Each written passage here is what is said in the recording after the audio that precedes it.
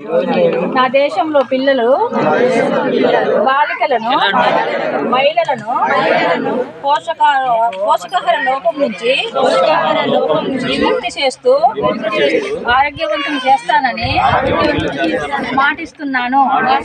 జాతీయ పోషణ మాసం సందర్భంగా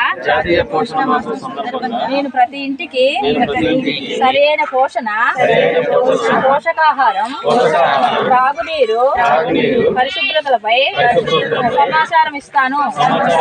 నేను పోషణ అభియాన్ను దేశవ్యాప్త జన చైతన్యంగా భావిస్తాను.